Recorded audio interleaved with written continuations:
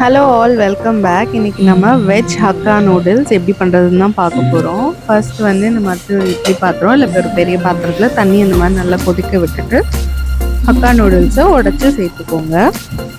அதில் ஒரு ஸ்பூன் எண்ணெய், ஒரு ஸ்பூன் உப்பு கலந்துட்டு இந்த மாதிரி நல்லா ஒரு 10 to 15 மினிட்ஸ் இந்த மாதிரி நல்லா வேக வச்சுட்டு ஒரு கவர் போட்டு மூடி சைடில் வச்சுருங்க. ஒரு 10-15 நிமிஷத்துக்கு அது அதிலே வெந்துடும்.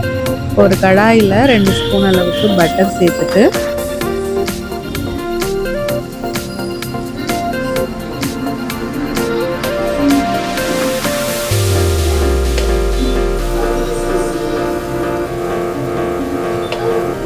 பட்டர் நல்லா உருகினதுக்கப்புறம் ஒரு 2 வெங்காயம் நான் வந்து பொடி பொடியாக கட் பண்ணி ஆட் பண்ணியிருக்கேன்.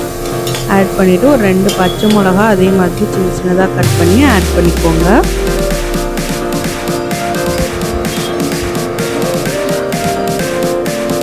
ரெண்டும் நல்லா குக் ஆகட்டும். அதுக்கப்புறமா இஞ்சி பூண்டு பேஸ்ட் ஆட் பண்ணிவிட்டு அதையும் வதக்கி விட்டுடுங்க. இப்போ வெஜிடபிள்ஸ் ஆட் பண்ணிக்கலாம். இன்றைக்கி நான் வெஜிடபிள்ஸ் வந்து பீன்ஸ், கேரட், கேப்சிகம், கேபேஜ் 4ம் சேர்த்துருக்கேன். இந்த மாதிரி நல்லா நூடுல்ஸ் மாதிரியே நல்லா கட் பண்ணி ஆட் பண்ணிங்கன்னா நல்லா கடையில் வாங்கின நூடுல்ஸ் மாதிரியே இருக்கும். ஆட் பண்ணிவிட்டு அதையும் நல்லா சாட்டே பண்ணிவிட்டு நெக்ஸ்ட்டு வந்து மசாலாஸ்லாம் ஆட் பண்ணிக்கலாம். நான் வந்து கரம் மசாலா, தனி மிளகாய் தூள், பெப்பர் தூள், அதுக்கப்புறம் கொஞ்சம் மஞ்சள் தூள், உப்பு சேர்த்துட்டு red chilli sauce, green chilli sauce, soya sauce, அப்புறம் கார்லிக் பவுடர் ஆட் பண்ணியிருக்கேன். ரெட் சில்லி ஃப்ளேக்ஸும் ஆரிகானோவும் ஆட் பண்ணிவிட்டு நல்லா குக் பண்ணிவிடுங்க. இந்த வெஜிடபிள்ஸ்லாம் நல்லா குக் ஆகிற வரைக்கும் நல்லா கிளறி விட்டுருங்க. இந்த மசாலா வந்து எனக்கு நூடுல்ஸோடையே வந்திருந்தது. அந்த மசாலாவையும் நான் ஆட் பண்ணிட்டேன்.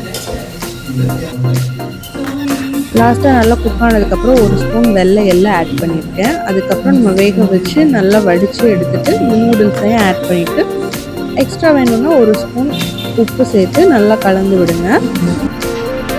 அவ்வளோதான். நல்லா குக் ஆனதுக்கப்புறம் ஃபைனலாக கொத்தமல்லியை வந்து நல்லா குட்டி குட்டியாக கட் பண்ணிவிட்டு ஆட் பண்ணிவிட்டு அவ்வளோதான். ஒரு 10 மினிட்ஸ் வச்சுருந்தீங்கன்னா சூப்பர் டேஸ்டியான veg hakka noodles ready. Try பண்ணி பார்த்துட்டு எப்படி இருந்ததுன்னு கமெண்ட்ஸில் சொல்லுங்கள். இது அப்படியே நம்ம கடையில் வாங்குற மாதிரி தான் இருக்கும். நான்வெஜ்ஜாக வேணும்னா இதில் ஒரு 3 முட்டையை ஸ்க்ரம்பிள் பண்ணி ஆட் பண்ணிவிட்டு நம்ம சிக்கன் 65 பீஸஸை குட்டி குட்டியாக ஆட் பண்ணோன்னா நம்ம கடையில் வாங்குகிற அதே சிக்கன் நூடுல்ஸ் மாதிரியே இருக்கும் டேஸ்ட்டு. ட்ரை பண்ணி பார்த்துட்டு எப்படி இருந்ததுன்னு சொல்லுங்கள். நம்ம சேனலுக்கு சப்ஸ்கிரைபும் பண்ணிவிடுங்க.